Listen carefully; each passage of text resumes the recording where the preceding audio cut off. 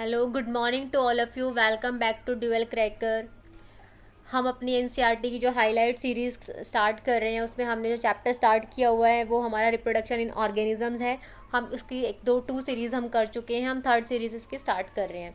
ठीक है, हम अपनी पूरी एनसीईआरटी की हाईलाइट्स को एनसीईआरटी में जो भी टर्म्स हमें गिवन है, जो भी कुछ लिखा हुआ है, उसको बिल्कुल डिटेल में समझेंगे, अच्छे से समझेंगे अपनी एनसीईआरटी को। अब इससे पहले हमने इस चैप्टर में हम फर्टिलाइजेशन कर चुके हैं। ठीक है, हम उसको थोड़ा सा रिकॉल कर लेते हैं फर्टिलाइजेशन को। देखो, फर्टिलाइजेशन क्या था, जहाँ पर मेल गैमिट और फीमेल गैमिट दोनों क्या कर रहे हैं, फ्यूज़ कर रहे हैं। तो वो क्या बना रहे हैं, एक जाइगोट बना रहे हैं। इस जाइगोट को की जो प्रोसेस है, बनने की प्रोसेस को क्या बोला गया था, फर्टिलाइजेशन। हमने फर्टिलाइजेशन पढ़ा था, टू टाइप्स के होते हैं, इंटरनल, एक्सटर्नल। जिसने नहीं पढ़ा हो तो पिछली वीडियो में जाके एक बार पढ़ लें। चलो हम स्टार्ट करते हैं एम्ब्रियो। ठीक है, डेवलपमेंट ऑफ एम्ब्रियो। देखो, fertilisation result in the formation of zygote. ठीक है, जाइगोट की formation which begins to develop into an embryo. जब ये जाइगोट है, ये जब डेवलप होगा तो ये क्या बनाएगा, ये एक एम्ब्रियो बन जाएगा। The zygote divides. अगर मान लो ये जाइगोट है, ये क्या कर रहा है, फर्दर डिवाइड हो रहा है। डिवाइड मतलब टूट रहा है, और यहाँ पे क्या बना रहे हैं, टूट के सेल्स बना रहा है। जब ये सेल्स बन रहे हैं तो इसके बाद में जो सेल्स हैं, इनका ग्रुप बन जाएगा। ऐसे ऐसे जो ग्रुप बन गया तो इसको क्या बोला जाएगा, टिश्यू। अब देखो, सबसे पहले हमारे पास में क्या थे, ये मेल गैमिट है, प्लस का मेल गैमिट और माइनस का फीमेल गैमिट। ठीक है, इन दोनों को क्या करा दिया हमने, फ्यूज़ करा दिया। इनको कराया हमने फ्यूज़, तो ये क्या बना दिया इसने, एक जाइगोट बना दिया। ठीक है, अब ये जाइगोट क्या कर रहा है, फर्दर डिवीज़न कर रहा है, अलग अलग सेल्स में कर रहा है। जब ये सेल्स कंबाइन हो जाएंगे तो ये क्या बनाएंगे, ये टिश्यू बनाएंगे। ठीक है, टिश्यू। और जब ये ग्रुप ऑफ टिश्यू बन जाएंगे, अलग अलग टिश्यूज़ बन गए, तो वो क्या बनाएंगे, वो बनाएंगे एक ऑर्गन। ठीक है, यहाँ पे भी टिश्यू है, ये भी टिश्यू है, और अगर ये जुड़ गया तो ये सारे क्या बनाएंगे, एक ऑर्गन बनाएंगे। ठीक है, जब ये ऑर्गन बन जाएगा तो बाद में क्या बनेगा, ऑर्गन सिस्टम बनेगा। जब सिस्टम बन जाएगा तो क्या बनेगा, ऑर्गेनिज्म बनेगा। जैसे सबसे पहले सेल होता है, हमारे बॉडी की जो बेसिक यूनिट है वो क्या है, सेल। जब ग्रुप ऑफ सेल्स हो जाते हैं तो उनसे क्या बनता है, ग्रुप ऑफ सेल से मिले के बनेगा टिश्यू। जब टिश्यू का ग्रुप बन जाएगा उससे क्या बनेगा, ऑर्गन बनेगा।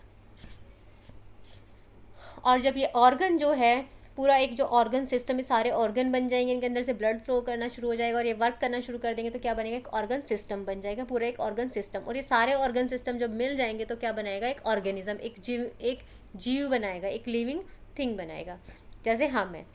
ठीक है, तो जाइगोट क्या करता है, डिवाइड होता रहता है रिपीटेडली।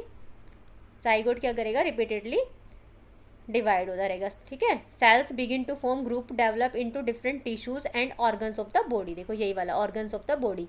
तो जो ये डेवलपिंग फेज है, इस स्ट्रक्चर को जो डेवलप हो रहा है, तो इसको क्या बोला जाएगा, एम्ब्रियो बोला जाएगा। The embryo gets embedded in the wall of the uterus. Embryo कहाँ पर होता है, यूट्रस की वॉल में होता है, यूट्रस के अंदर होता है, जहाँ पे उसका डेवलपमेंट होता है। ये कॉन्टिन्यू क्या करता है, यूट्रस के अंदर डेवलपमेंट करता रहता है। धीरे धीरे इसके बॉडी के पार्ट्स बनते हैं,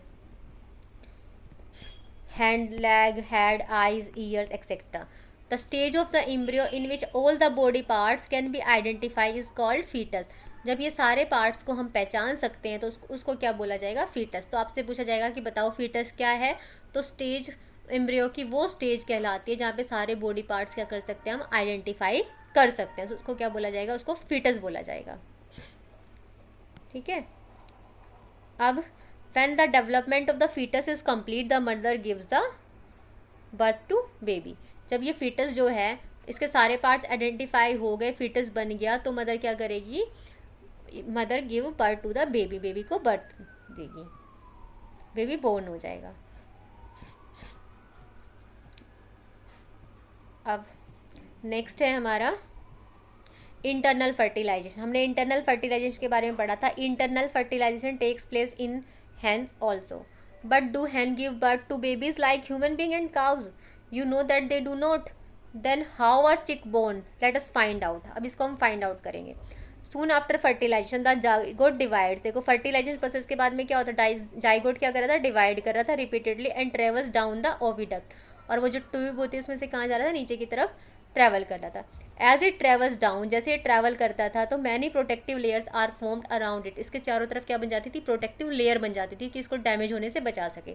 the hard shell that you see in a hen's egg is one such protective layer. जैसे आपने एग देखा होगा ना हैन का, तो उसमें भी क्या होती है, जो लेयर होती है जो बाहर वाली, वो क्या है, प्रोटेक्टिव लेयर होती है बचाने के लिए। After the hard shell is formed around the developing embryo the hen finally lays the egg. ठीक है, फिर वो क्या करती है, एग जो है, हैन क्या है, वो एग जब वो एम्ब्रियो क्या हो जाता है, डेवलप हो जाता है, तो क्या कर देती है, वो एग ले कर देती है। The embryo takes about 3 weeks to develop into a chick, तो कितना टाइम लेता है, 3 वीक्स। आपने देखा होगा, you have seen the hen sitting on the eggs to provide sufficient warmth. ठीक है, उसको गर्मी देने के लिए, वार्म देने के लिए क्या करती है, एग हैन उसके ऊपर बैठ जाते हैं। Did you know that the development of the chick take place, क्या आप जानते हो कैसे होता है, चीक ऐसे बोन होता है inside the egg shells during this period. After the chick is completed developed is burst open the egg shells, जैसे ही वो कंप्लीट डेवलप हो जाएगा तो वो क्या हो जाएगी, अपने आप ही वो फट जाती है। ठीक है, बस्ट हो जाती है। इन एनिमल्स विच अंडरगो, जैसे एनिमल्स में अगर एक्सटर्नल फर्टिलाइजेशन होता है तो development of embryo takes place outside the female body.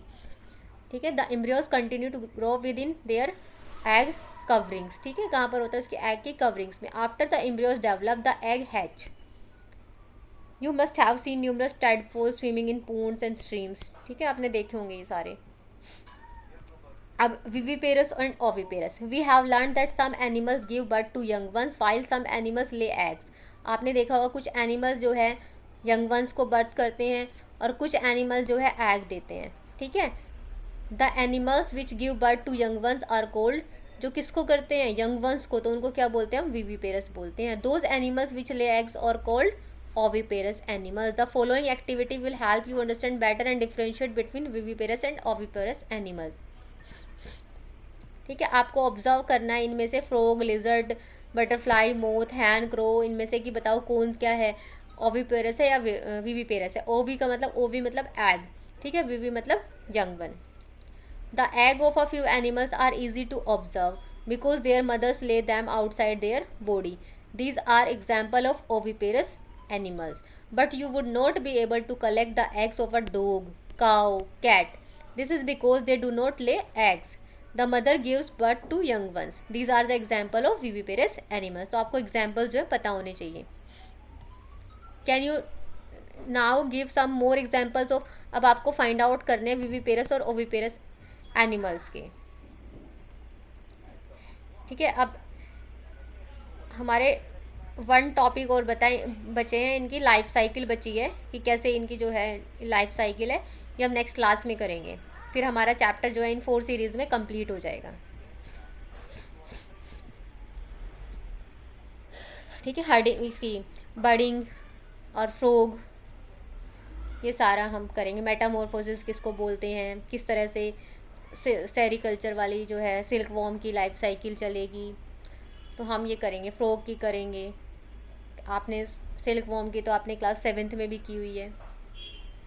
चलो अब नेक्स्ट क्लास में करेंगे।